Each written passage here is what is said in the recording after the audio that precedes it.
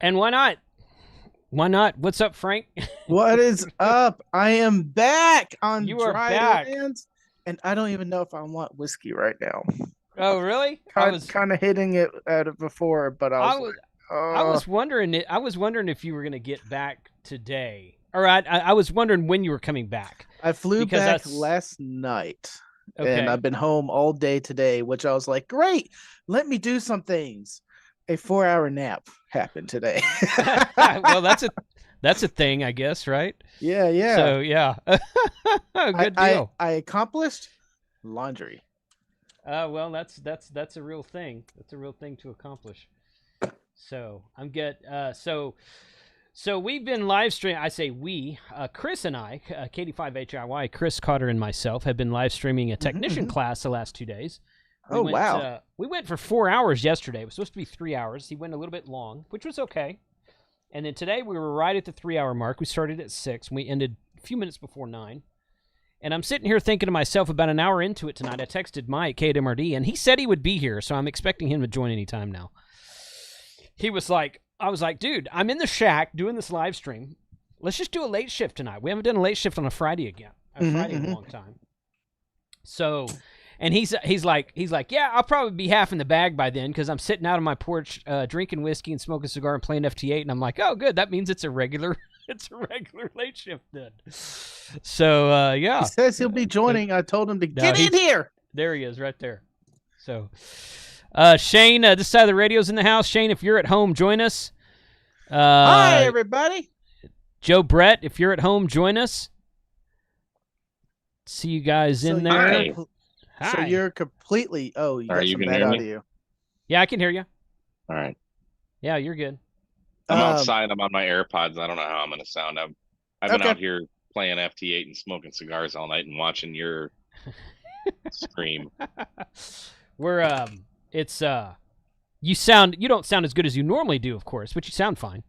Right. So it's good enough. Good enough. And I did end up pouring some whiskey. This is better than what I was drinking. Imagine that, man. Yeah. Dude, yeah. I was drinking like you're supposed to every day on that trip, man. on the cruise. and I think I had Mike's mentality of you can't drink all day without starting in the morning. That is true every field day. Literally, like at 9 o'clock. I drink Founders all day IPA. Yep. At 9 a.m. when the bars opened up, can I get some whiskey? Mm-hmm. That's awesome. That's right. Yeah. Oh, man. What are you on? You're on a weird... Why are you not an admin on my channel, Frank? Is that a different account that you're on? What account am I on? It says Tank Radio, but it doesn't show you as an admin. I'm not. I got my wrench was removed. Did I remove you? I don't remember doing that. The story of my life. I don't remember doing that.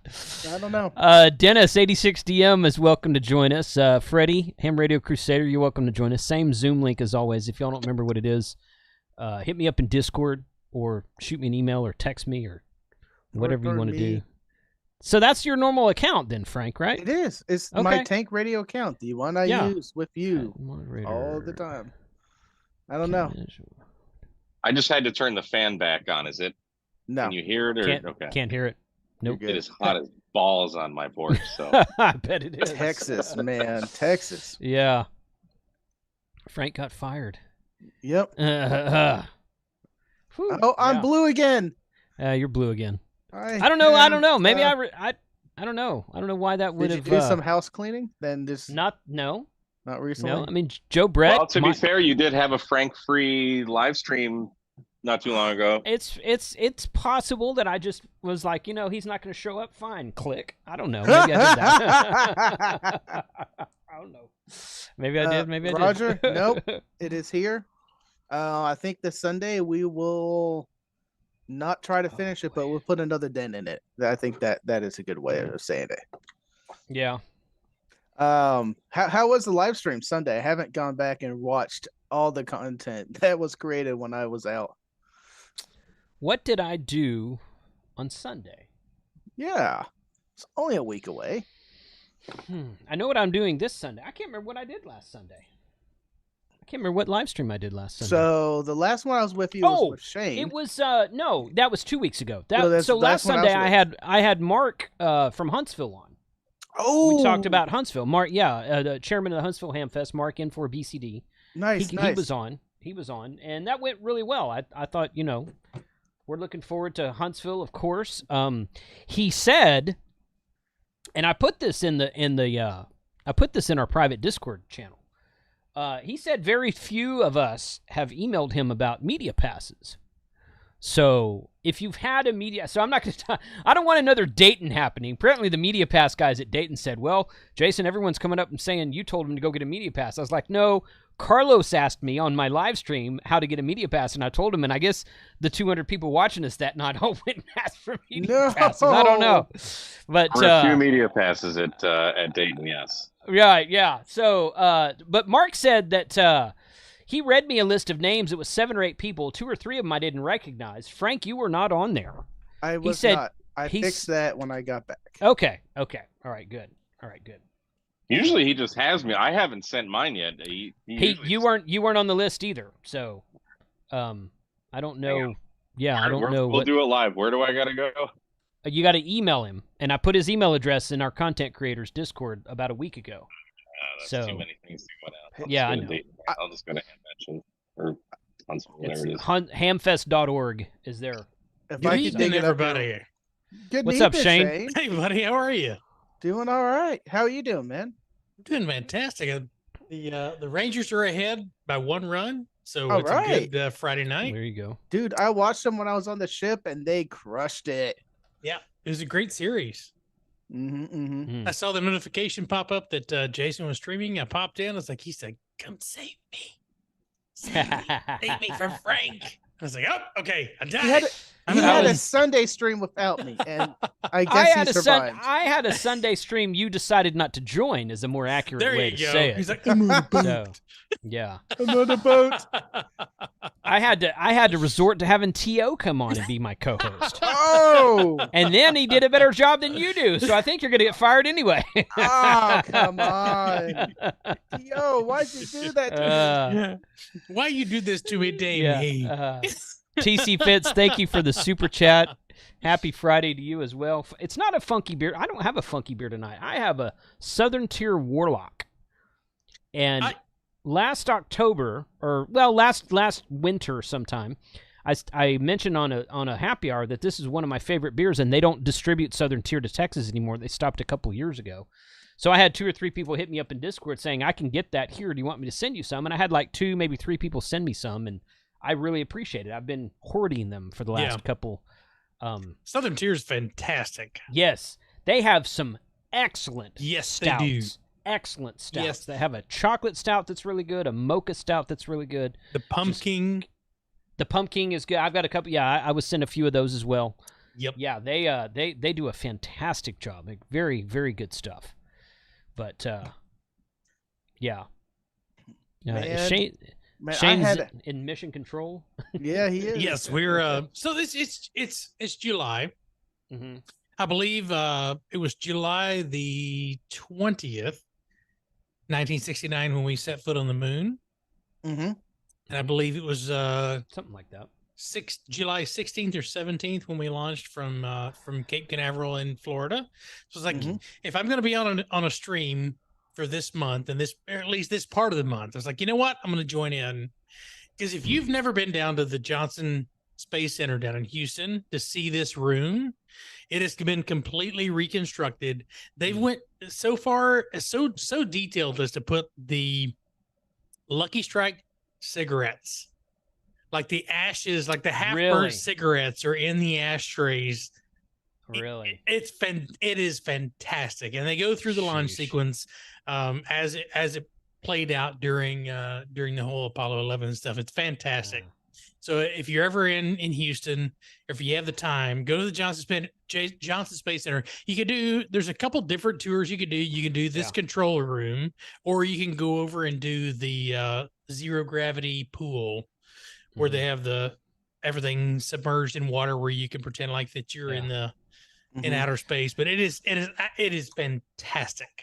It's a great tour. They have an amateur radio club Yes, they do. Johnson Space Center. And when are we going to go Amateur down Radio there Club. and do that? And I've been invited to come tour that place like 3 times, and every time I get down there, I haven't done it yet. So Frank wants me to wait for him. I'm probably not going to do that, but I don't know. I just want you to coordinate with me. Great tour. Yeah. Coordinate. Man. I'll be down there in a heartbeat. I really want to go do that. So perhaps I'll be down there for at least a week or 2 at Labor Day. Yeah. So maybe I'll go do that after we get back from Huntsville. We'll be here for about a week, and then we head down there for at least a week, if not 2. So, and if you've never been to Kennedy, if you haven't taken that tour itself is absolutely fantastic. Like I got there the about an hour before the gate opened, because there was the time that I was there was a lot of people there, but I got there before it opened and was able to just the tour at Kennedy, and then you go out and you do the tour where they drive you around to all the different launch pads. Yeah. And then when you come back, they bring you back to the Saturn V Center, and that's just, I'm an uber nerd when it comes to space. I've been to the Houston Space Center. It was awesome. Have you been there since they put the SpaceX stuff there? Because they have a Falcon 9 there now. I want to go. I heard that they got it, and I went back, but it was too early. Like they had it on their premise, but the whole display and setup wasn't done yet. Oh, it's fantastic. I'm jealous. I need to get back. Yeah, Whiskey 5 Romeo is the Johnson Space Center Amateur Radio Club about coming down there, but well, I've got some contacts down there now. I want to say one of those guys came to our New Year's Day POTA event. I think so. Not yes, this year, but last year, I think. But yeah. It's a really cool tour. Yeah, I went to breakfast with them one morning. They do a breakfast every Saturday up there somewhere around Baytown, not quite to Baytown, somewhere up in there. Yep. And I went to breakfast with them one time, and they were great group of guys. So the trick is once you get there, there's an app you can download for the actual Space Center itself. Once you're within like a certain, I think it's like a mile or 2, it will unlock the ability to check in for different tours. So once you're within like, a couple of miles of it, and it pops up and you're there before it opens, make sure you register for whichever tour you want to do the most. So I registered for the Apollo 11 room first. That's the one. And I was able to get this one, but I wasn't able to get the other one because it filled up too fast. So register for both. You can get them both, at the same, time period.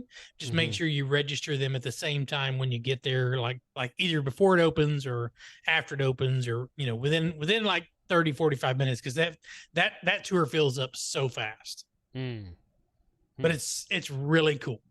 And when they take you in there to visit this, they actually take you into the room where the family and people of the Apollo 11 group would have sat.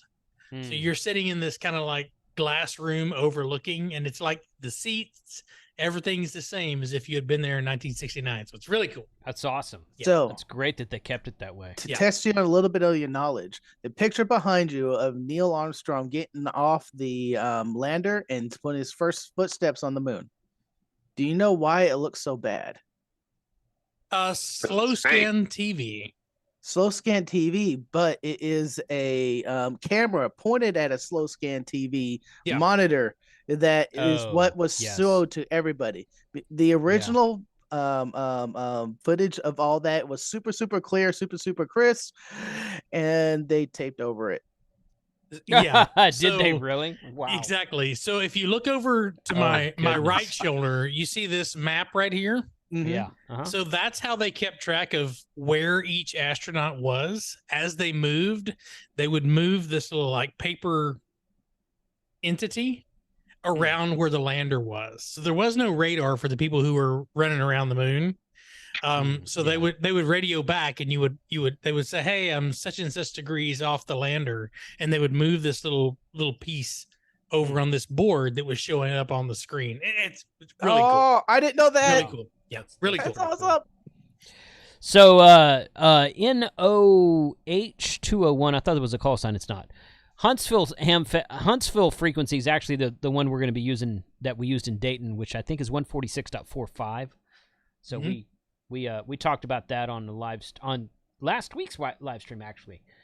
We kind of planned that because it was. I think that's what we used at Huntsville last year. I think maybe so too. Maybe at Orlando. I don't remember. Anyway, we reused it again at Dayton last May, so we're just going to stick with that same frequency. 146.45 is what that is. Now, so Shane, yeah, but 5.2 is wide open as well. 5.2 is lit up in Huntsville. Yeah, There's we talked about that. There's a lot of people on 6.52. Just like every day of the year, it's a hot frequency in that area all the time. There's people who talk on it every day. Every time I drive through Huntsville, that's non-Handfest time, I talk to people on it. It's very active frequency in that area. So yeah, and I told everybody, when you're driving in, if you're driving, set your radio to 6.52 and start just throwing out your call sign. Especially 20 if you or 30 get miles close out. to that park, because people are going to be activating the park on 2 meters. Yeah, a lot. Yes, a lot. Yes, and 70 centimeters and whatever frequency we can come up with. Charlie says they didn't land on the moon. It was a southern Arizona desert. He would know. All right. He would know. That's something the Smoking Ape would say, Charlie. Right? I expected more out of you for that. Charlie, if you want to join us, this was an impromptu late shift. Welcome to join us. Same Zoom link as always. Well, when you texted me, I'm like, okay, what park do we want to go to? I think that I confused Mike as well. I was like, no. Live stream late shift. So. Yeah. You're like, wait, well, you texted me, are you at home? And I'm like, yeah. Of course. And you're like, well, when this stream is done, I'd like to do a late shift. I'm like, I'm thinking, are you in Huntsville? Like, what are we are you not here like drinking beers with me already? Right, exactly. It's like, I've already poured a couple. No, like I literally just set up like my whole station. It's like I got this computer. This is an old MacBook, and then I got my 7300 here. I got my Evolve laptop here, running FT8 here. I got a whole set. I smoked a nice Padron 4000 cigar. Nice. I had one beer. Oh, we need to fix that. And yeah. So yeah. But that was a cool stream you had, Jason, with the technician course. I was watching that. And it's interesting to see, like, as he was going through like the lesson and then the question pool, it's like, holy crap, there's a lot you got to learn. Yeah. And I feel like I wasn't paying that close attention because I was playing radio. Sure. But I was like, man, some of these questions are like, holy hillbilly. It's especially when you get to like the sideband and where was it? He was talking about like selectivity and sensitivity in radio. A lot of things that pertain to an HF radio. An HF radio, that's right. Yeah. So and he focused. Yeah, go ahead. Yesterday he was talking about the fact that technicians have sideband capabilities on 10 meters. And and there was several questions yesterday about 6 meters and 10 meters. And so he kind of focused on that. I say he's just going through the question pool, but the question pool kind of focuses on that. So yeah, that was a little bit of it. But it was there's a lot of really big section on DMR, and several questions about Arden, about mesh networking for Arden. I tried. Cool. I tried and I succeeded to not make any comments when he said things about APRS because I didn't want to. I didn't want to like this is for people who are beginning. Like I don't want to. I don't want to taint the pool. And the question pool is old because it said there's text messages. Nay, not anymore. So, but yeah, no, that's great but it was cool to kind of relive that whole like. You don't know a lot. Back in the day. I didn't know anything about radio back then. And it's like when he was going through, especially the HF stuff and some of the other things, like talking about single sideband, carrier, and AM and modulation. None of that made any sense to me. No. Until I sat in front of an HF radio, and could see like, okay, this is why upper sideband is upper side. You tune to the right and it goes to the right. Tune to the left and they're gone. So it's it was really neat to kind of relive that. And I'm glad there's like, I'm trying to focus more on technicians now too. And you and Josh have kind of always done that, but it was really great to see that there was quite a few people that were in there in the chat for like the whole live stream. So that was really cool. Yeah.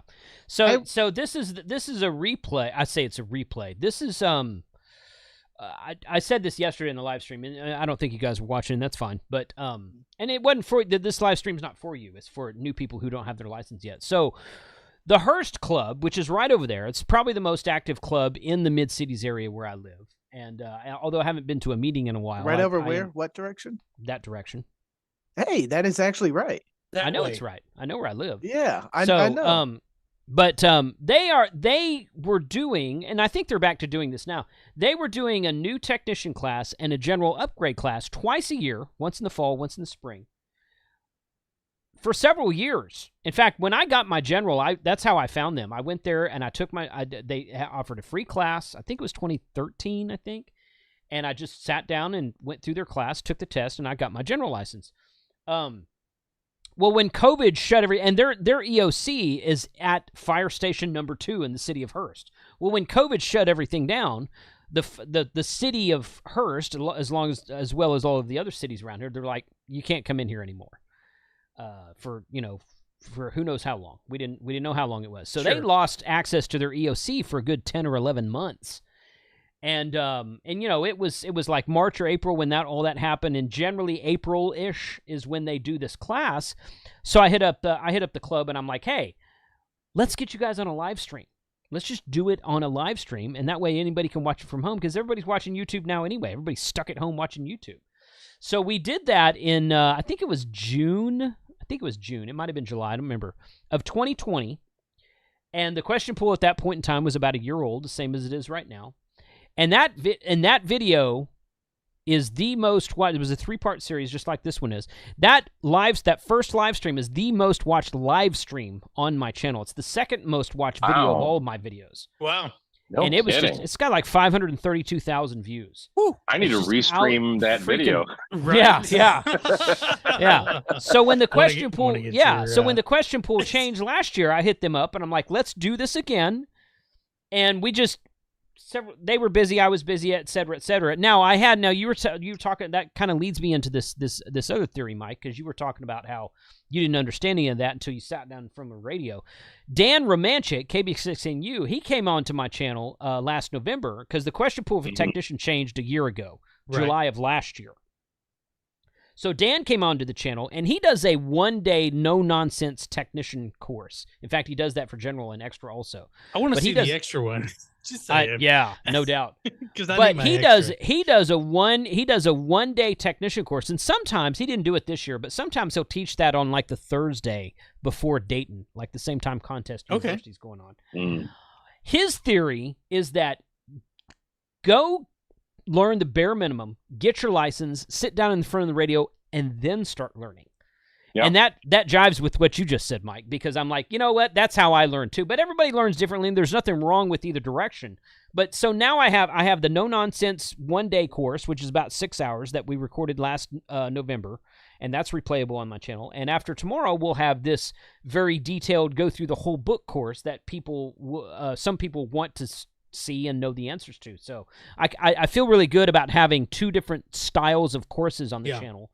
Because those are really popular, and those have like an evergreen effect. Well, not evergreen. That's how I got my general. I watched your course first, or the one you recorded with Hearst, and then I went and studied through hamstudy.org just to polish off whatever I was weak in, and took my test like a week or 2 later, and ended up making a perfect score on the test. So nice. So my advice to anyone who wants to do an extra, just watch the course, then go do the ham study stuff, and you should knock that out. I had someone in our extra give advice on studying for extra when you don't have an extra. Working on my extra, damn it! How many people on this stream have their extra? Raise your hand.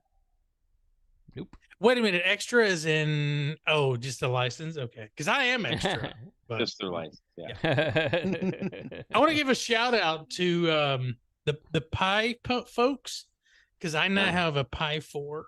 What? Congrats. Yeah. This is like finding the Holy Grail. Yeah. I saw somebody sent an email earlier today that saying that the Pi... Oh, I'm about to decimate this website. That just reminded me of something. You know what I'm talking about, Shane. Yeah. So somebody sent an email today about the Pi 4 8 gig was back in stock and it was $75, and I'm like, yes, that's pretty darn good. So it's still like $30 more than it should be. Not for the 8 gig. The 4 gig was around 45, 50, but the 8 gig was always maybe $20 more than it should be. I don't think I paid that much for my Pi 4. I think is it an 8 gig? I have the 4 gig myself. Yeah, I don't have an 8 gig. I don't think that's the 8 gig. Maybe $50 for the 8 gig back in the day. Maybe back in the day, but maybe I don't know. I was thinking tops. 55. Yeah, I was thinking about 55. So not 75. No way. No, that is cheaper. It's still cheaper than what cheaper it was. Than it used to have be. been coming down. Yeah, I mean, Amazon has the 4 gig right now for about $218. So I would pay 75 if that's my choice. Get an affiliate link for that. Yeah. So if you're looking for one, RPI locator. And I want to. I have to throw out. I have to give credit where credit's due. Ham Radio Crusader, Freddie Mac. I know he's in the chat tonight. He was like, you know what? You should follow RPI Locator on Twitter, and you might be able to get a hold of. Because I couldn't get a Raspberry Pi to save my soul. So I was like, all right. So I followed them on Twitter, and then I got an alert that said Pi 4 8 in the U.S. for $75, and I was like, no. Went to Chicago Electronics, bought one, and I actually paid a little bit more because I got the case. I got a bunch of extras to go along with it, but I was able to get everything, and it's that RPI locator is fantastic because I know they're like slowly. That's like what they do for the McRib. Yes. Yeah, the McRib. The rib sandwich is not a rib sandwich. Gosh. Oh my goodness, the McRib. Sheesh. So I lost my train of thought there for a second. I see Charlie. Yeah, Charlie's joining. He said he's going to see Oppenheimer tonight. I want to see that. I saw that today. I saw that today. I'm watching right now on Prime. I think thumbs up. It jumped around a lot, as in like it was like it started out modern day and then it's flashback, and sometimes you don't know if it's today or tomorrow or the next year. Or it's a little. I mean, it all took place in the 40s, so. Well, yes, I mean yes, but all that part is like like he's being interviewed. Yeah, and I don't want to give it away, but anyway, what's up, Charlie? Hey, how's it going? I want to see it in 70 millimeter IMAX. That's my go-to. There's 2 theaters near me that are showing it in 70 millimeter IMAX. And that's my jam. There's Web Chapel. What's the other one? There's one Plano XD and Stonebriar. I saw it at the Grapevine XD. Yeah. Now that's not an IMAX, but it's the largest screen in this area. Yeah. And honestly, it's not an IMAX movie. Really? I mean, it was like all shot in IMAX. I know. Well, I know, but rare, it's right? not. It's not like it's not like The Matrix or Star Wars. Sure. Okay. Or Avatar. Avatar. It's not. It's when they detonate the test. Yeah, that's an IMAX scene. But the rest of it is just kind of like almost like not like a documentary, but it's almost like a drama and whatnot. Yeah. So I don't docudrama. I'm gonna go see it in 70 millimeter just because I'm like a 70. I'm a 70 millimeter nerd. Report back. I love seeing IMAX films. It's worth on actual film itself. We're talking about film is like Oppenheimer, right? Yeah, Oppenheimer. Yeah. 600 pounds and miles of film to see that. Yes. Yeah. I'm doing IMAX tonight. You doing the IMAX? Nice. Yep. Nice. Yep. It'll be late though, man. Oh. Yep. Well, how'd your? I saw you were on Soda yesterday, Charlie. I was getting ham alerts on you. How'd that go? That was good. I was in Tennessee visiting my son out there. He's a sound guy on Broadway in Nashville. Oh, nice. And so he was like, he has all these connections and stuff. It was so fun because we were like, almost backstaging it for everything, going through everywhere and listening to all these bands and stuff. It was pretty cool. Nice. So it's a good time. But that Soda activation, it was great, except for I am freaked out by ticks, man. I hope I did everything I could to not get any ticks. So I'm still worried about it. I got home and I threw all my clothes in the dryer and stuff. Oh, gosh. ticks in the USA, I'm not worried about it. If I was to get a tick in like Somalia or Vietnam, I'd be worried. Yeah, but I had a ticks in tick. the US, I'm not. I had a tick coming back from Huntsville State Park. I don't doubt it. It was on me. I was like, "What the hell is that?" I'm like, "Am I bleeding?" I was like, "What?" Scrape it off. I've had ticks from the deer lease before. Not only like once or twice, but I'm just like, crush it and whatnot. So I don't know. I went through all the precautions. Yeah. It doesn't bother me. In the deeper woods, that's when you got to worry about the Lyme disease. That's what Charlie's is worried about. I would much more freak out about one on my dog than me. But yeah, I see what you're saying. Me too. Yeah.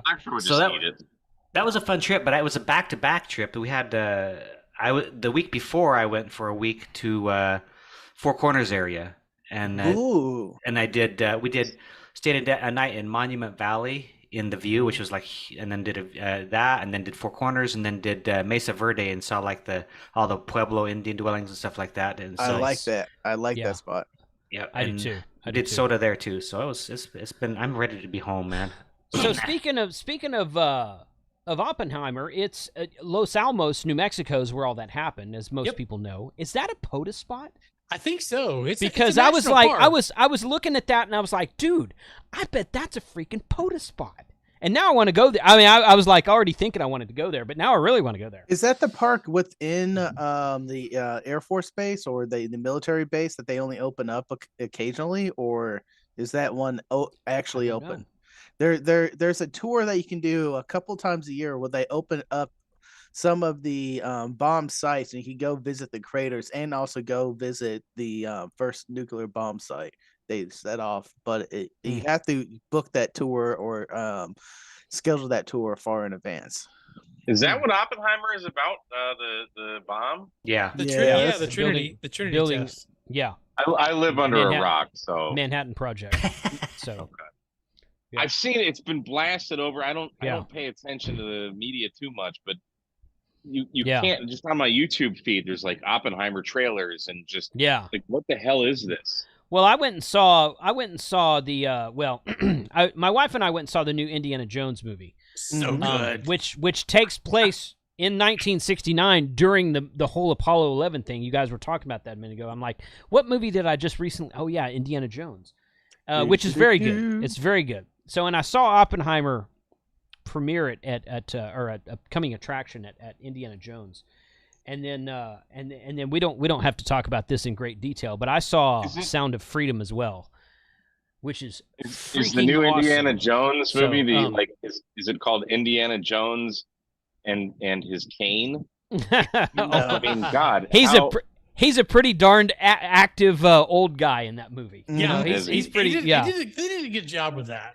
Yeah, I thought they did a good job with it too. I love me some Indiana Jones, but my God, Harrison Ford, isn't he like 80 years old? Yeah, he's like 80. He's like 80 years old. In his 80s, yeah. I mean, my dad. I think my dad's 81 now. He's still pretty spry. So yeah, he drives a Corvette. I don't know. I know it. Yeah, but my dad, not Indiana Jones. I don't know what he's driving.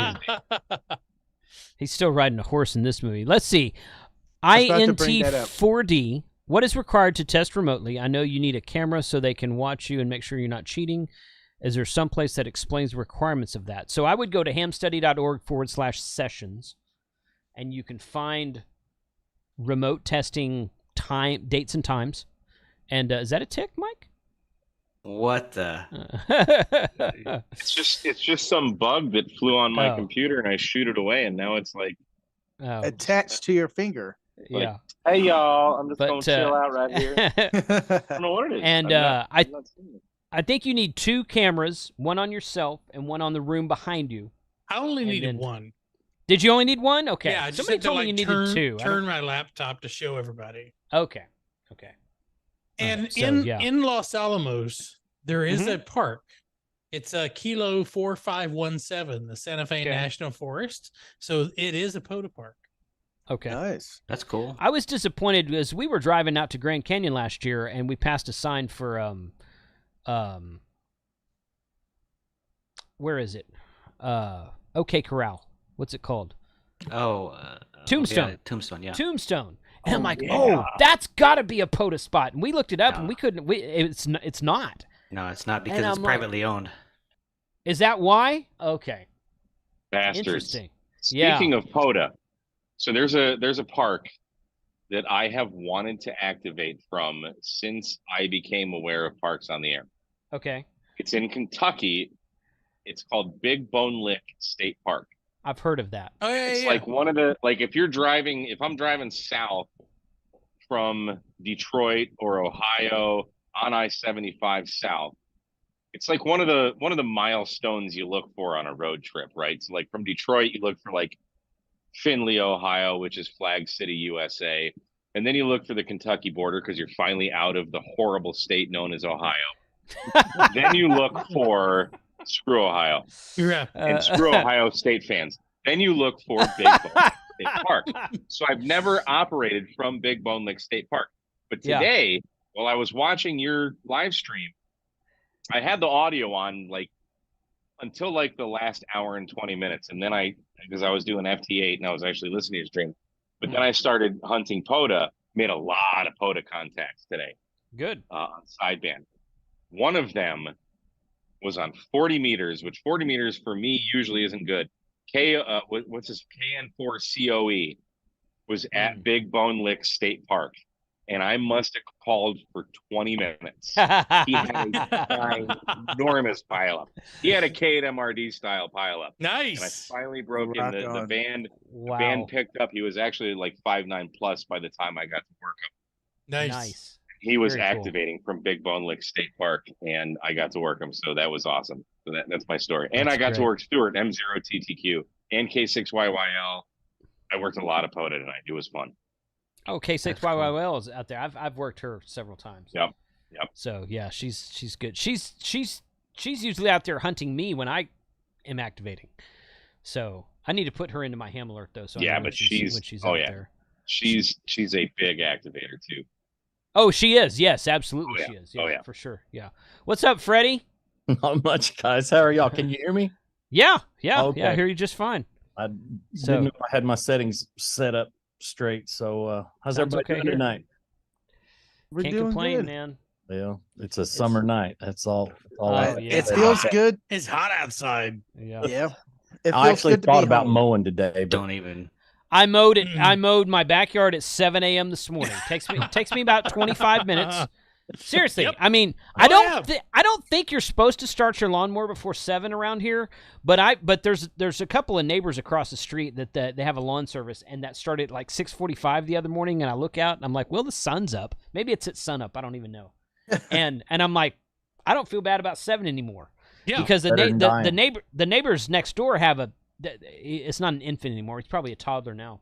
But I'm like, dude, I'm not mowing my freaking yard when it's 105. I'm doing it at 7 a.m. Sorry. I'm doing it when it's comfortable. Dude, yeah, but Arizona, again, I just have to say, Arizona. Listen to me. I got back from Tennessee, and the overnight low yesterday was 97. Oh, God. The low, it was 119. I thought it was hot. I'll take Tennessee, here, man. You know what's funny? Yeah. But it's a dry heat. Yeah. Because when it's 119, we have planes taking off out of Phoenix that are they're going for their performance data, and they're like, I don't have any data for plus 45 Celsius, which is like 111, 112, which is what it's been like for the first bit. It's like, okay, the gauge doesn't go up that high. So come back to the gate. We're gonna get that information sent over to you for your performance data for plus 12 or plus 46, 47, 48. It's terrible. Yeah. Like we were flag stopping. We were having to send, if you would normally go from like Vegas over to Hawaii, you had to stop in San Jose to get fuel because it was so hot in Phoenix that we couldn't take off with enough fuel to make the entire trip. Tank? Oh, wow. So we had to stop in San Jose to get fuel, and then from San Jose go on to Hawaii. It's terrible. Shane, does this mean that you could just, because you're a hot air balloonist, does this mean that you could just take off? No. Like you don't need any no, because my balloon has to be hotter than the ambient temperature. I was about to say that. So if it's 114 degrees, I was like, nope, not gonna happen. Just get a black balloon. Yeah. I'm temperature limited right now. I can't fly above 94 degrees Fahrenheit. Wow. Because with me and my instructor and the fuel, there's too much weight in order to fly above anything that's above 94 degrees Fahrenheit. I have a question. Yeah. The plane that goes from wherever to Hawaii, is that a standard Southwest plane seating configuration? Yeah. I mean, it's a 737-800. 737. Jeez. And people, so we have the 800, which has that's more room a lot than the of time 700. to sit in that plane. Well, the 800 has a lot more room than the 737 is actually a quite comfortable plane as far as if it's set up right. It's not like a 7. What's the big one now? 707. The 77. The big one is the 7. The 777. The 777. Yeah, or the 777. Oh, that's the new one. Yeah, that's the new. Yeah. The it's not like that, double-decker? but it's better than like a DC. What is it? Have y'all Super 8 or something like that. But have y'all they're seen all out of the service Emerald now. like double decker coming into Dallas? Like I see it kind of floating down. That's the best way to describe it. It's a 747. It's either a 747 or 767, and when they come into DFW, it's like, how is that staying in the air? Yeah, it looks like a blimp. blimp. It looks like a blimp. I'm like, so how is slow. that staying in the air right now? It's freaking huge. Yep. But anyway, yeah. They're weight restricted right now. The Qantas is weight restricted going out of Dallas, going back to Australia. But even that's an A380, and they have to leave like 80 to 100 open seats in order to be able to take off with enough fuel to get there and nonstop. Wow. Yeah. Wow. Yep. Sheesh. Craziness. All right, guys, I want y'all to decimate this website real quick because I'm about to if you haven't seen this yet, you need to pay attention. Is this the PackTenna site? Yeah. PackTenna site? So guess what? PackTennas are in stock. Nice. In stock. Nice. The 20-40 meter in-fed halfway PackTenna is in stock. You can click add to cart right there and buy one right now. Still in stock now? They're still in stock. It's been like a day. like 4 days.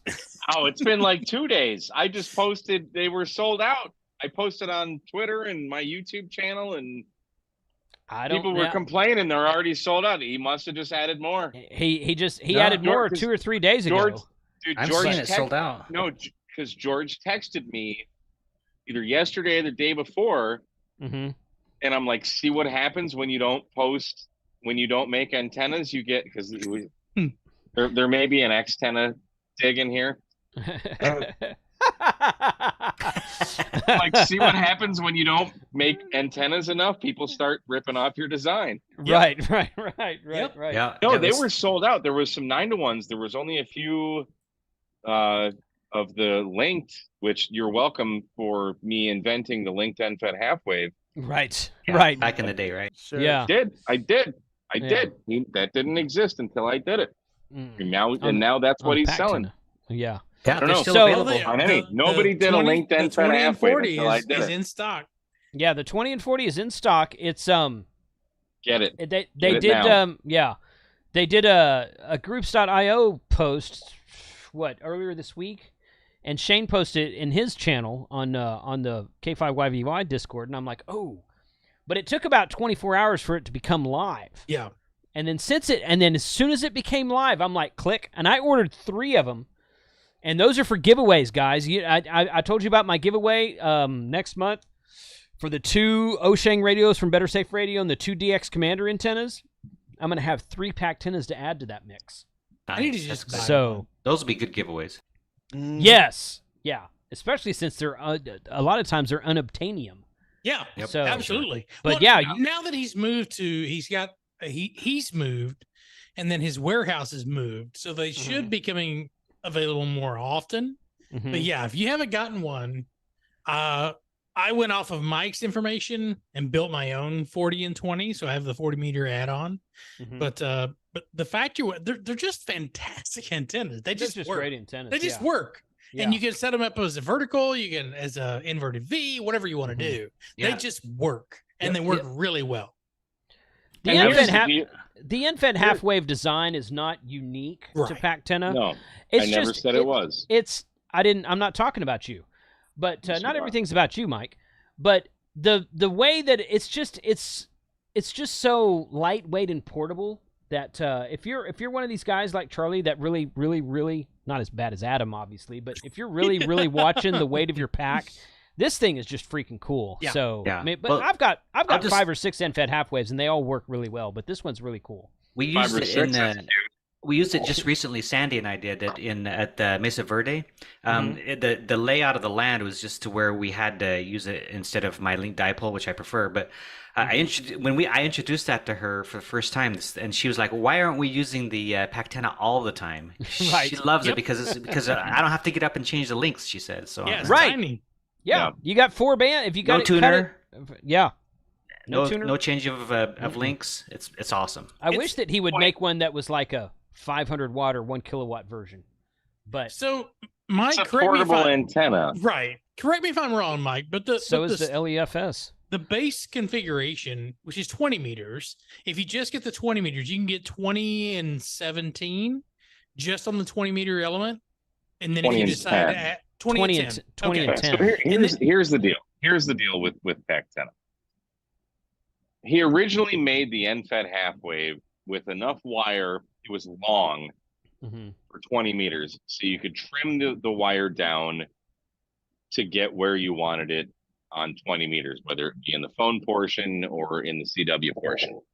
Well, years ago, when I first reviewed the end-fed half wave from PackTenna, that wasn't enough for me. So I had already had the PackTenna linked dipole. So I took his design.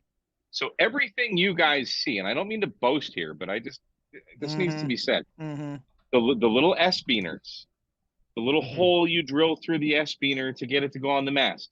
That's all my design. That's a murder mod. Yeah. Those are all the K-murder mods. Adding the extra 10 meters of wire to get the PackTenna end-fed half wave, which was only designed for 20 meters, to work on 40 meters, I made that link.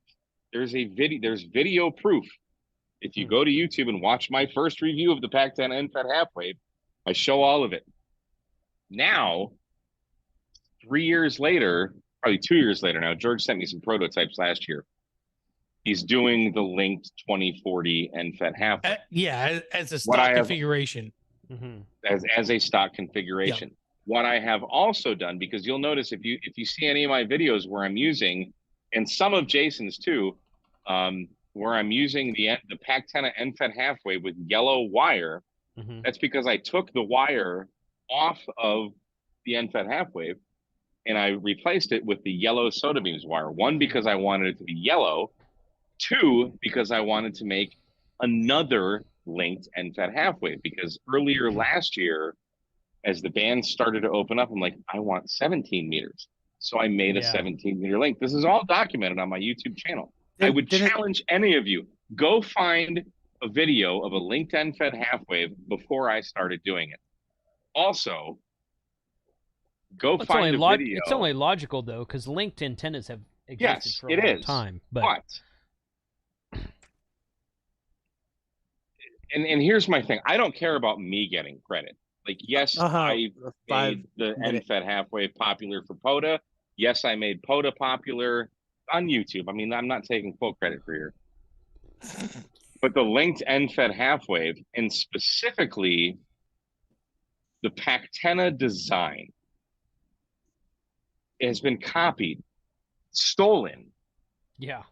So many times now. Borrowed. The winder. And I'm not a person that agrees with imitation or copying is the best form of flattery. What do they say? Form of flattery. It's stealing. It's stealing.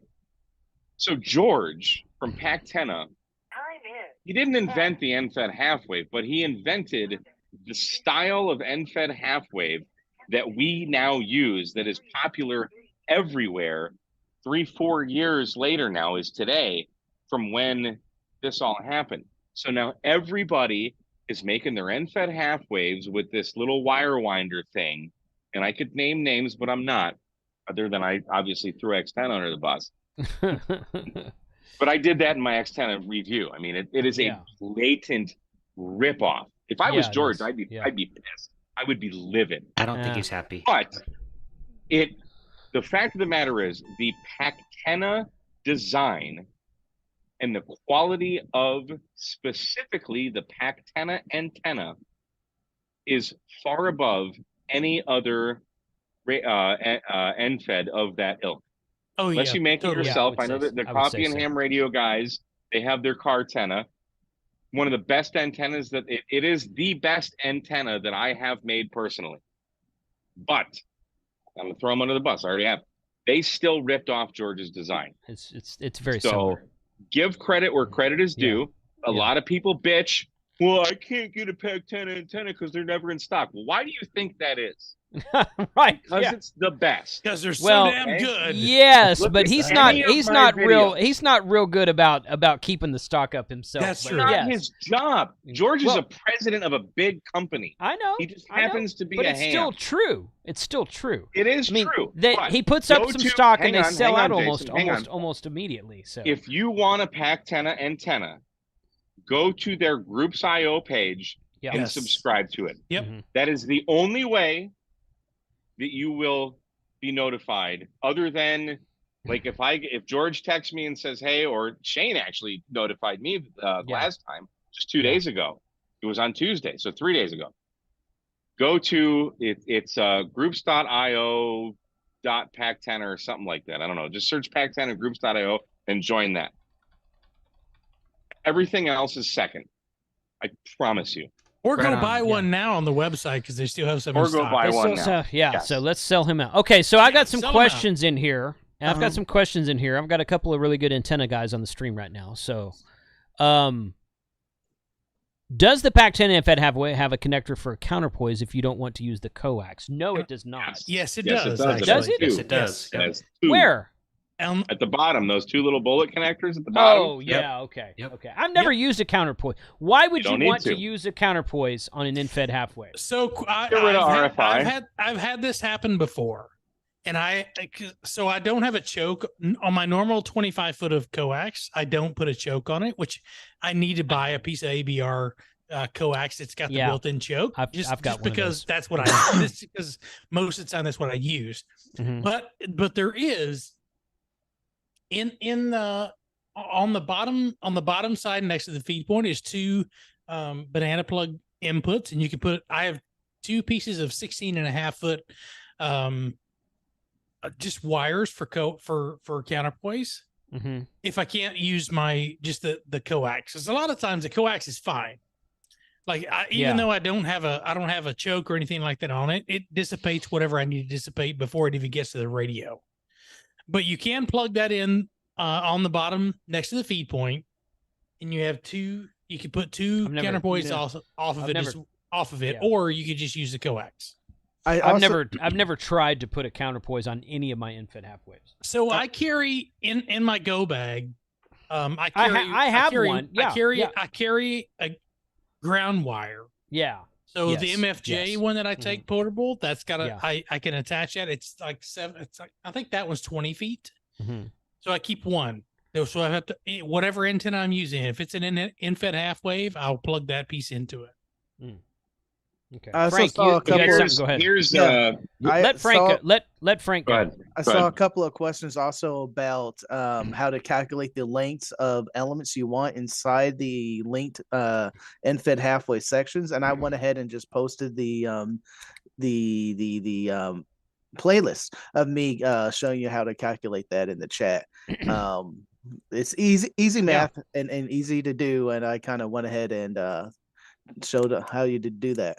I will typically wing that. I have measured and tuned my spark plug gear antenna and also my my car antenna. Well, and usually you start out with about 66 feet for 40 meter. Yep. And then you just put it on a tuner and cut it down until you get to where you want. The spark plug gear, actually, I cut down like 3 feet. It's like ended up being like 63 feet total. Well, I sat down and to be like, we started with the band and what band we want to get into. Right. And then I showed you how to calculate how to get to that 63 foot mark. And then you can just take that and be like, oh, now I want this band. And you can run through all the calculations yourself instead of just taking someone else's measurement. that on 40, if you cut it for 40 for where you want to be in 40, that you're usually going to be outside within like your SWR won't be out of tolerance. It won't be more than 1.5 to 1, but it will be a little bit higher than normal on 10 meters. So if you were to put a small loading coil, and Adam K6ARK in his kit, this is what he does right here. Yeah. So if you put Charlie has it. If you put that little loading coil in that, you can get all of them within 1.1 to 1.3 to 1 SWR, and you get 40, 20, 15, and 10 across the band. It's a little bit high if you don't put that coil in there. It's a little bit higher, but it's nothing that you can't take care of in a like a 7300's tuner. It's nothing that if you need to knock the ragged edges off, you can. I need to get Adam on there to describe how that works, because I would love to learn the math so we could put that into practice. Go ahead, Jason. Both of my PackTennas, and I don't know why this is, and if you guys have a theory, I'd like to hear it. Both of my PackTennas are like 1.3 to 1 on all 4 bands with a 40 meter length of wire. The one that Mike built for me and the one that I tuned myself. My spark plug gear, which I also tuned myself, is less than 1.3 or 4 to 1 on 3 bands, but at 10 meters, it's about 1.9 or almost 2 to 1, which again, FTDX10, which is my main go-to radio for POTA, no problem, okay? But I'm like, it's an end-fed half wave. It should be no tuner required for all 4 of these bands. So for some reason, I don't know what the spark plug gear, and the guy who makes spark plug gear, he's like, yeah, this is kind of a what's he call it? It's not hokey antenna. A gimmicky antenna. Yeah. It's just kind of looks fun. But I'm like, well, it works though, But on 10 meters, it is a little high. But the PackTenna, if you got to be patient and tune it correctly and put a good meter on it, put a rig expert on it. But you don't have that problem on a PackTenna. It is almost flat. It has to do with and Adam's in the chat, and I'm sure he's chomping at the bit right now to get in, but. From my understanding, from learning from Adam, it has to do with the actual spacing of the wraps in the toroid, and that's kind of where you can fine tune it. Yeah. Now you can also add a coil, like especially on like an 80 meter end fed half wave, you can add a coil of a few wraps around like a 1-inch PVC to add a little bit of inductance, and that'll kind of sweeten up some of the bands on the higher frequencies. Now, on a 40-20, 15-10 end fed half wave, in my experience with making them myself and tuning just I actually found today an end fed 9-to-1 that Adam sent me. So I actually have 65 antennas now. It was just in a box. I was thinking for something else, and I thought, I was like, oh crap. Oh wow. You need to update that video. I know. So like there are making a YouTube short in just spacing the magnet wire around the toroid that you can use that alone to tune your wire length. Might be right, but the physical distance between the magnet wire on the toroid, you can space that apart or bring it closer together, and that can sweeten it up. And that was in one of Adam's. I mean, Adam and I have known each other for years, and he posted that he did something about that in one of his very early videos. Well, no, maybe not one of his. He's been a YouTuber for actually quite a long time, but he did a video specifically where he showed just spacing apart the wire a little bit and how that affects your resonance. So yeah, but because that spark plug is much smaller than the PackTenna toroid. And Jason, you and I have talked about the spark plug antenna many times, and that's an antenna that I need to revisit because I've spoken to Mike on the phone, the owner of the spark plug. I got him in my cell phone. That's a 64 to 1. Yep. That's not a 49 to 1. Correct. Yes. I couldn't get that antenna to tune the way that I expected it. But my 7300, I mean, it was like 2 to 1, 2.5 to 1 at the worst. Some bands were great, some bands not so much.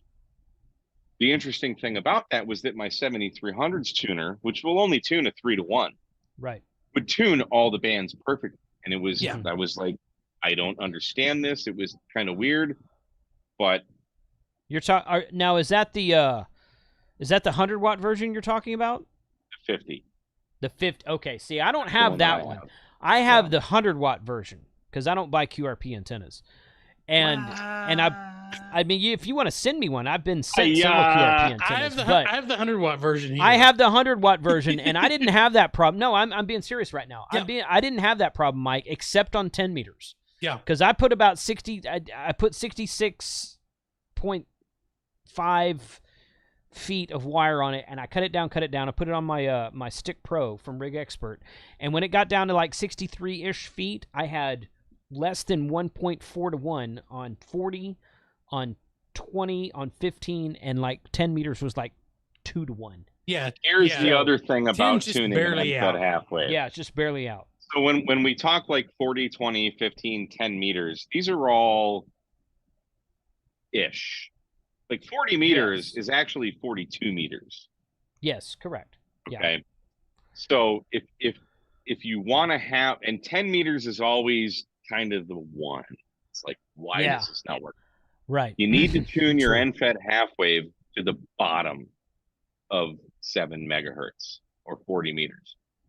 Because as the harmonics get higher, we're not actually, so like 7, 14, 28, but if you're like 7.2 megahertz is where you change it or where you tune it.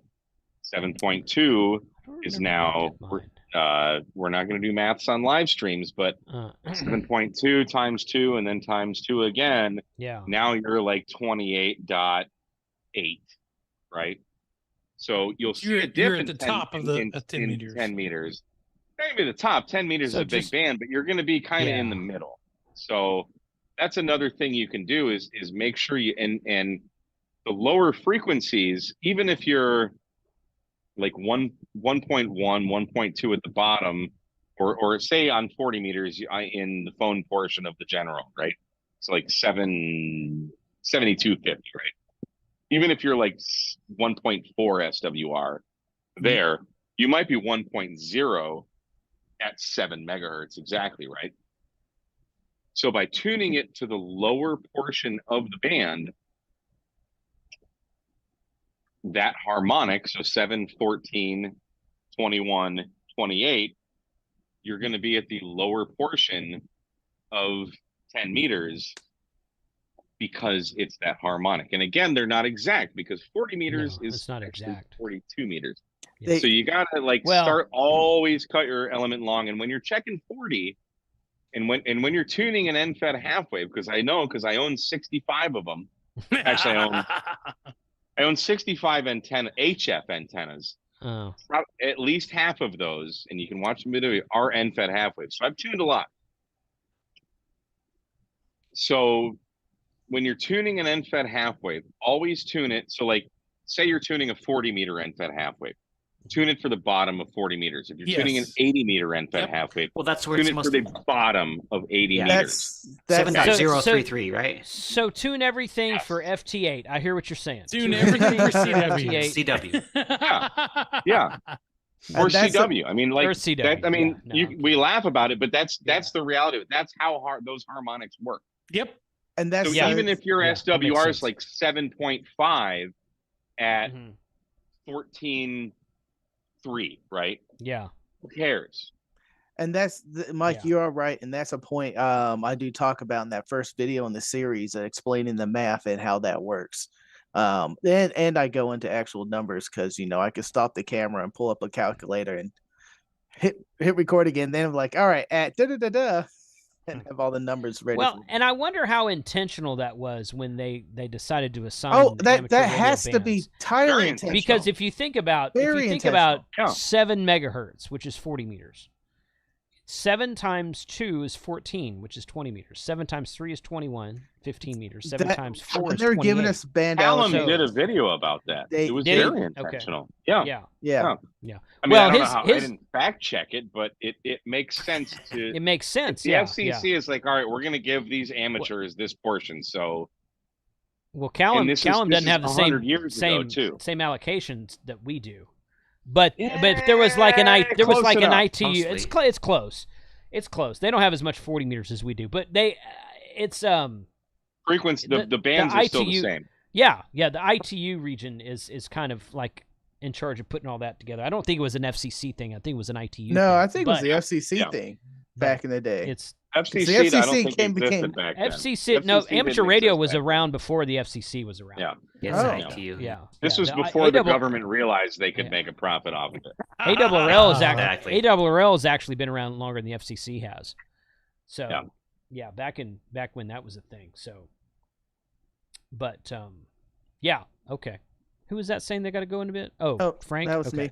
Okay. Yeah, I'm gonna go ahead and probably say 73. Everyone, I have a search training in the morning, and I just did the math and got to get up at 5:30. Oh, good. Oh, wow. Have fun, Frank. No thanks. All right, we'll see you, buddy. Adios, y'all. See you, man, Frank. Have a good one. Let's see. We'll be on Sunday night, Frank. Yep. And I'll be live streaming too at 6 p.m. Mike and Shane, Mike, you already responded. Shane, you didn't. Check your text. You just got to text me like several times on Sunday, and I'll be there. All right. You already know that. 7-3, y'all. Yeah, later. I got yelled at. A guy asked me to be on his live stream, and he's like, "I'll send you a link in the next day or two." Never got the link. And he wants me to be on his live stream. Oh. And then so it was supposed to be at let's just say pick an arbitrary day, Thursday at 6, right? So Thursday at 6:58, I get an email. It says, "I guess you forgot about my live stream." Nope. Where's your follow-up, dude? Yeah. You want me to be on your channel. You said you were going to send me a link in the next day or two. I never heard anything. It was 11 days later. Organizational skills. And it was after the live stream should have happened that he emailed me. And he's like, gosh. Well, I would have guessed that if you, how did he email? It was so passive aggressive.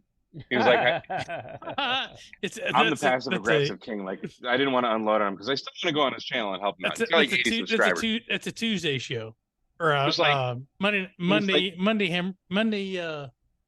Yeah, like he's like in the email. He's like, well, I would have guessed that if I were to expect a link in the next 1 or 2 days, if I didn't hear anything after 5 days, I would have emailed them. I'm like, that's not how that works, dude. Yeah, that's not how that works. The onus is on me? No. Like, do you know how that works? If I'm gonna make a live stream and I'm gonna have guests on, I'm gonna make sure 1, I have the stream set up.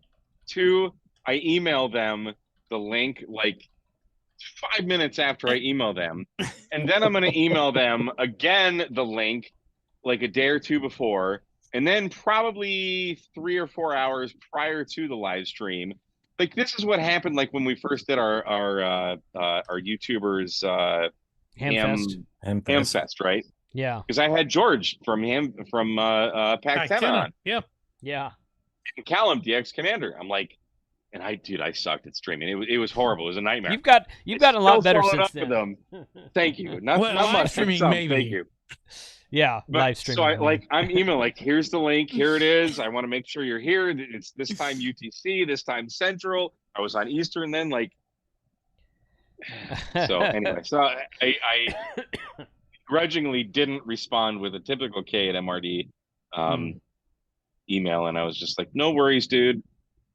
Email me again. We'll do it. We'll try it again. But you got to follow up. You got to follow up, man. The onus is not on me. Okay. Right. To remember when your live stream is going on. And Jason, you have live streams. You expect people to email you when Oh no, I always email them. I mean, if it's someone I know, multiple I don't. times. Yeah. But if it's someone I know, I'll hit them up in Discord or something. But if it's a guest, I'll email them the morning of and say, hey, just FYI. Just like remember, today, your live stream today for technician, like was his name Colin? Like, Chris. hey, just here, Chris. Excuse me. Here's the link again. Just want to make sure you have it. Yeah. We talked this morning. This morning. So yeah. Follow up. Just follow up. Yeah. The onus is not on your guest. No, not at all. No. Anyway, so I want to give a shout out to Freddie. Freddie's new around here. and if you're working on All-Star, Freddie has got a fantastic series. Not that Jason's series with Kyle is not good. Yeah. But Freddie has got a great introductory this is what All-Star is all about series. And he's been sitting idly by in the background. And I was like, Freddie, chop, you need to step up to the front here. But I wanted to say thank you. That's a great series. And the Skywarn, both the initial and the advanced of setting up Skywarn for your All-Star is a fantastic series. Yeah. Well, thank you. I wouldn't know about All-Star. I'm not sucking up here. I wouldn't know about All-Star if it wasn't for Jason Johnston. I wouldn't be in YouTube if it wasn't for this this guy right here. So don't worry. Gee whiz. There's just so many things you can do with All-Star. I fell in love with it. And it's just like me and a good friend of mine, James, AA5PD, Alpha 5, Papa Delta over in Shawnee, Oklahoma, has helped me out. He used to work for me. Oh, years ago. Oh, that's cool. He was a deputy. He was a deputy sheriff for a while, and we've been friends for many, many years. And he and I are on All-Star every night on each other's Node Direct, exchanging ideas, information. We share a folder on Google Drive, and we're writing how-tos on different levels of All-Star all the time. As a matter of fact, Jason, the guy from California, 6 HER is the last part of his call. He's always connected to your hub. Arthur. Yeah. Helped him out last night with Superman 2 getting the weather thing on there. I sent him one of our how-tos. I mean, I could go on for hours and hours about it, but needless to say, I'm pretty geeked out about it. I have a node number now, and I'm so excited.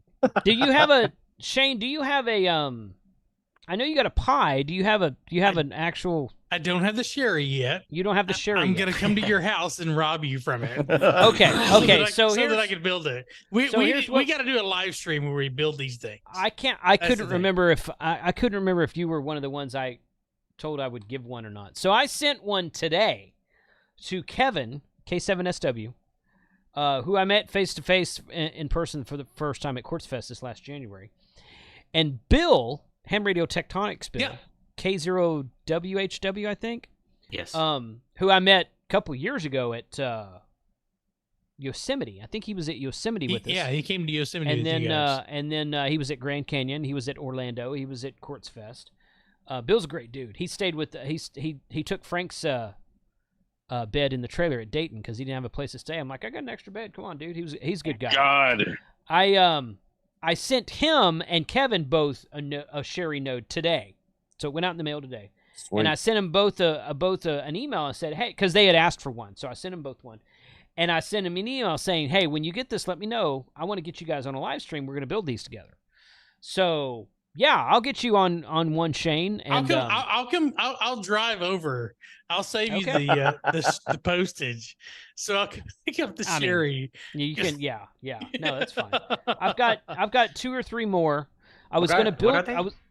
They're Sherry nodes. Yes. Are they hats? Or are they like they're hats? You plug into the USBs. No, they're hats. Okay, perfect. Because I have the Pi 4 8 gig.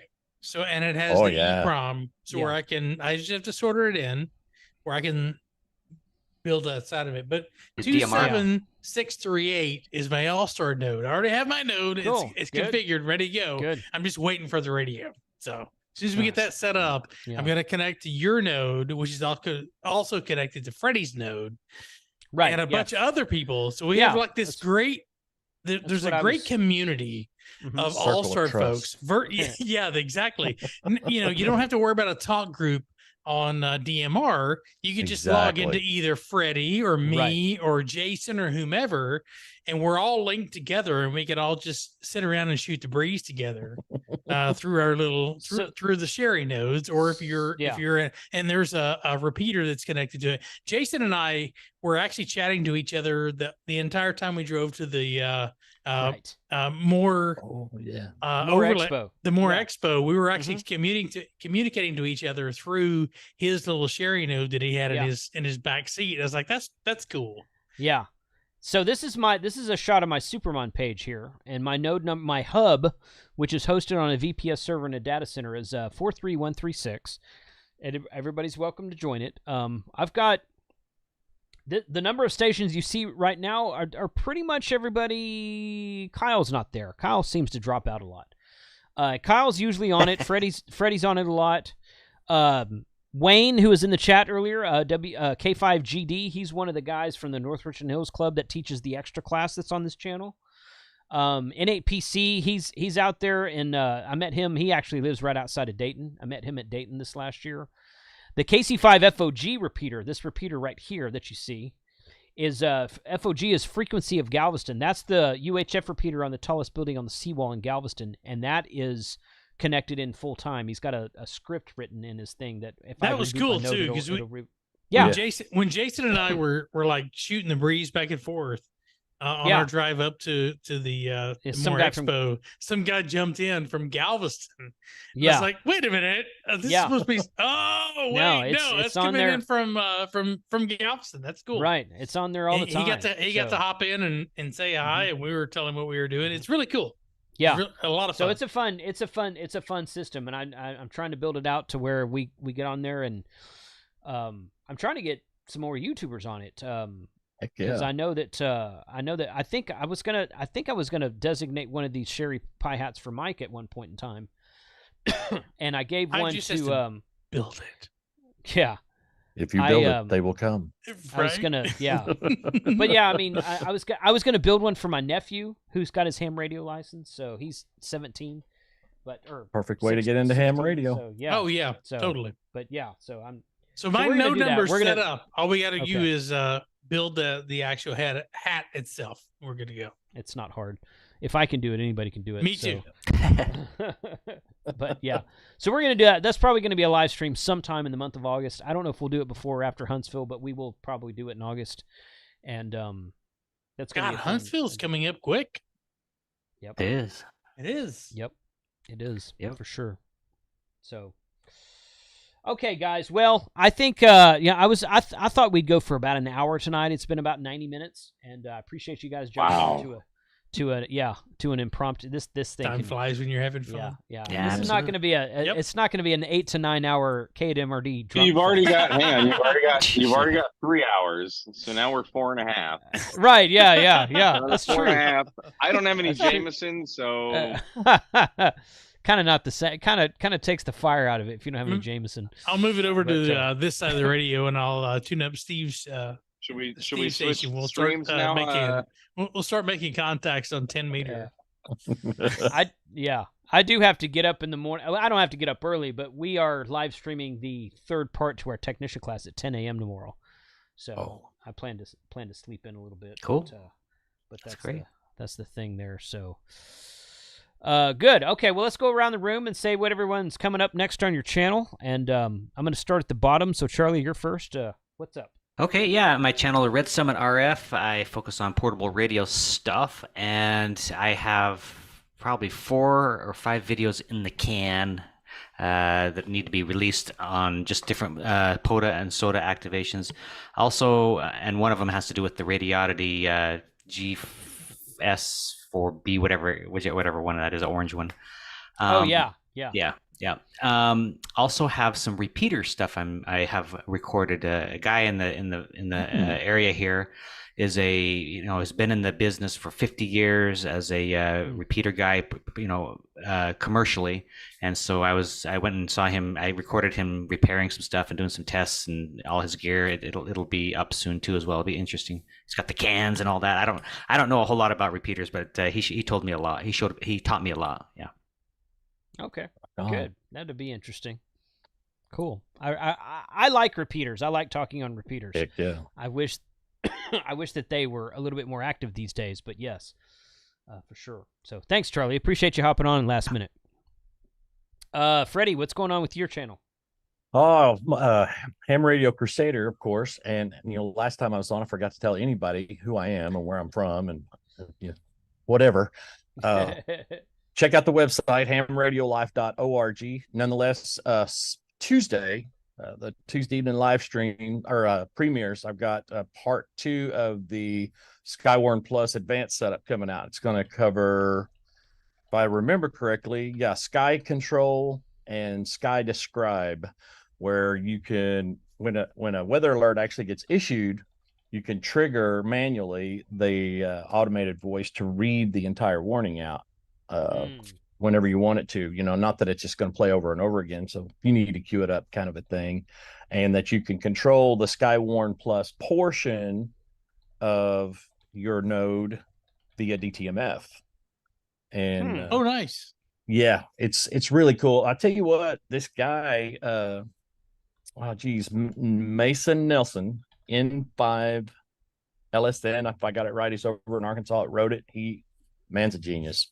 It's a great little add-on for All-Star. That'll be coming out Tuesday evening. I had a little setback yesterday. I'm trying to do a review on what everybody else has already reviewed, the Talk Pod. Oh yeah, the Talk Pod. Yeah, I have to get mine out too. So I found something wrong with it that I didn't know. I haven't seen anybody else talk about that I'm putting in the video. But I shot the video. Took me like half a day, and I edited the video. Took me about half the day. And bumped my external hard drive and it crashed. Oh no! And I lost everything.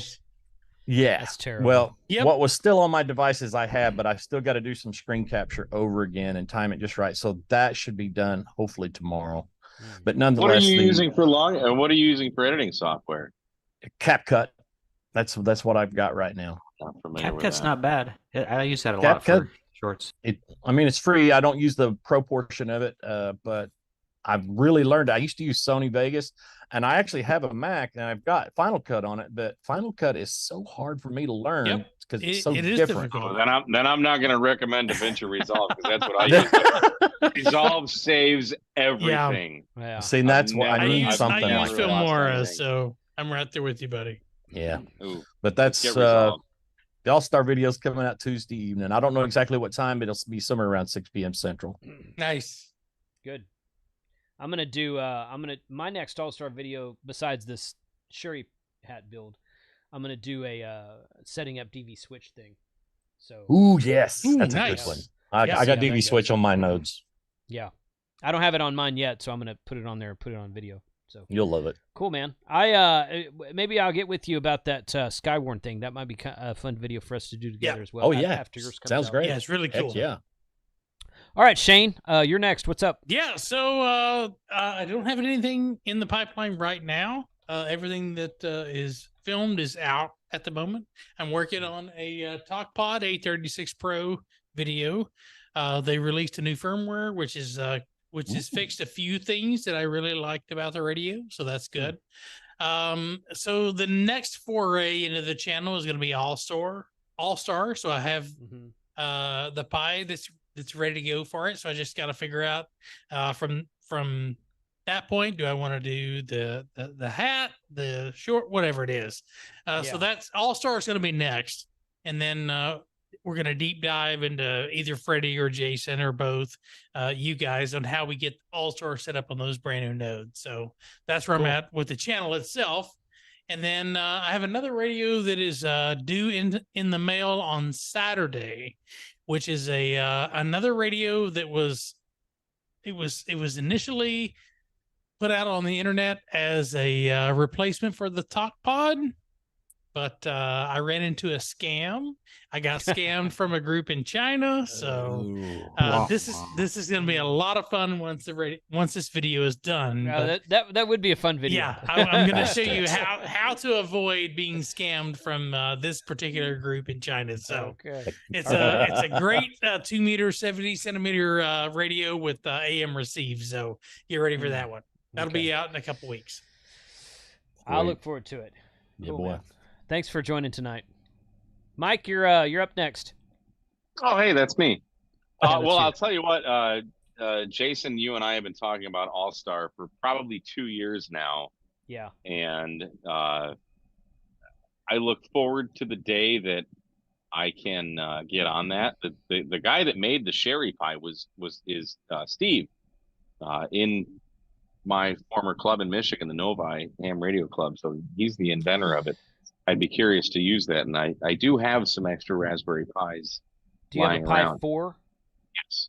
Okay. It's literally collecting dust right now. Okay. Yeah.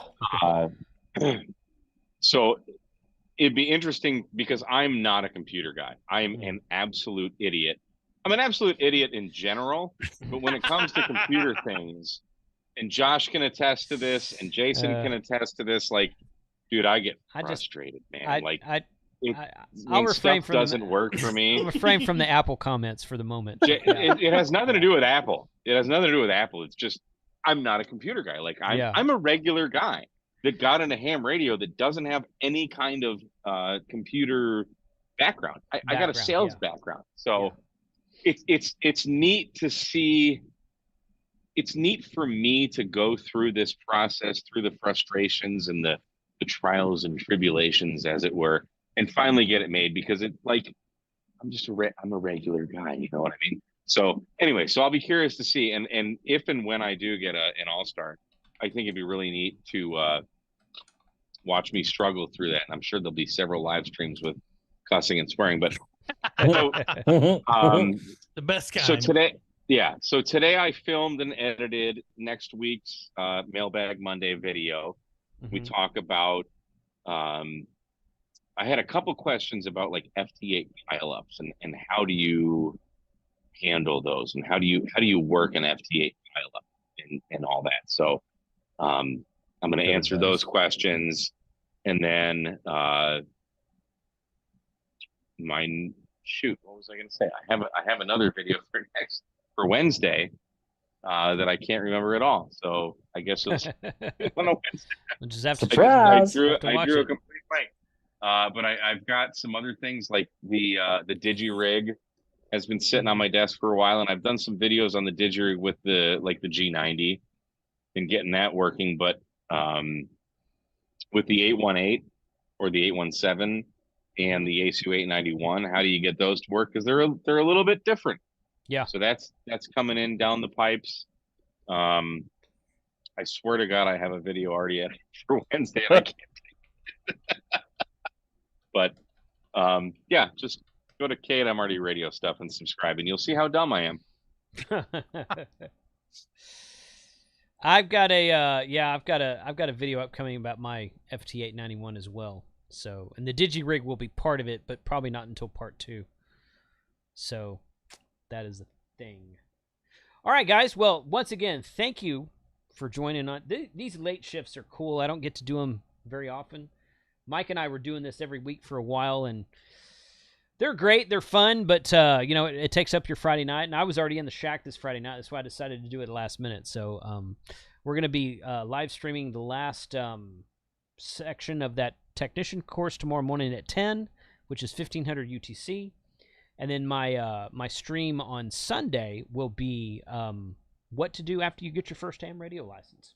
So it's actually a replay of a video I made 4 years ago, something like that. So I'm going to do an updated version of it. But yeah, good deal. Sweet. All right. Well, 73 to all. Charlie, enjoy the movie. I think you will. And try not to fall asleep. Right. I know. Doesn't even start for 2 hours. Yeah, exactly. Yeah. So y'all have a good one tonight. Thanks for joining tonight. Everyone have 73. a fun night. Have a good night. 73, everybody.